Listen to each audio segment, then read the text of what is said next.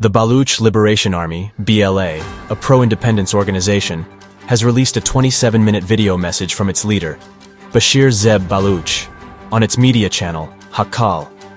The video, primarily in the Balochi language, features Bashir Zeb alongside several armed fighters equipped with modern weapons and dressed in military gear. The video showcases various units of the BLA, identifiable by unique uniforms and badges, including the Majeed Brigade, Special Tactical Operations Squad, and Fateh Squad. Strikingly, the video also features female fighters within the ranks of the BLA Majeed Brigade, signaling broader participation in the armed struggle. Bashir Zeb Baloch started his address by explaining their choice of armed resistance as a necessary response to perceived colonial oppression by Pakistan. If Pakistan has established control through force, tyranny, and brutality, it can be halted with the same, he reasoned. Peaceful protests and pleas, he argued, are ineffective against Pakistan's oppressive rule.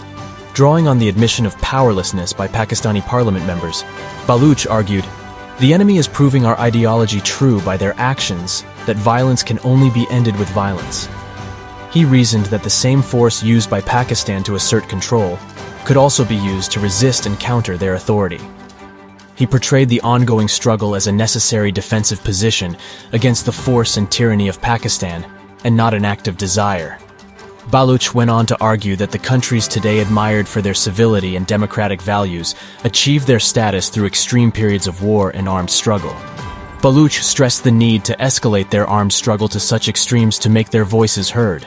Bashir Zeb Baloch cited the example of Ukraine to emphasize the necessity of armed struggle to gain global attention and support, stating, "Ukraine defended themselves after reaching the brink of destruction from war, and the world helped them."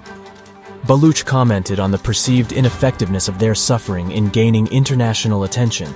He urged that global and humanitarian laws should not be interpreted according to personal biases or desires. He argued that tactics such as suicide attacks, hand grenades, and the use of Kalashnikov rifles are all parts of an armed struggle, not to be singled out for criticism.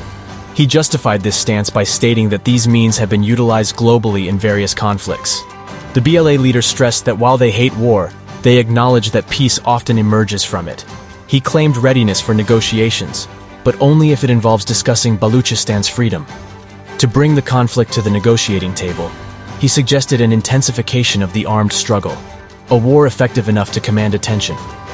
The leader of the BLA stated that war cannot be fought in a civilized and genteel manner. He suggested an intensification to the point where people from Islamabad, Punjab, Rawalpindi, Lahore, and Gujranwala would protest against the war in Balochistan, putting pressure on Pakistan to cease hostilities. Baloch refuted the critique of involving women in their struggle, asking, "Why shouldn't they be involved? And which traditions are we violating?" He enumerated historical instances of women's significant participation in wars, pointing to women's roles, such as Ganjan Bibi, the wife of martyr Khan Mehrab Khan, in Baloch history. In this regard, he stated that the argument against female involvement in the conflict was an enemy narrative and was subsequently being propagated by some of their own Baloch, either intentionally or unintentionally. Baloch vehemently rejected what he calls the enemy's narrative, that involvement in the war would lead to abductions, particularly of women, students, engineers, doctors, teachers, political workers, scholars, and tribal pillars. He questioned, if all these groups were exempted from the war due to fear of abduction, then who would be left to carry forward this struggle?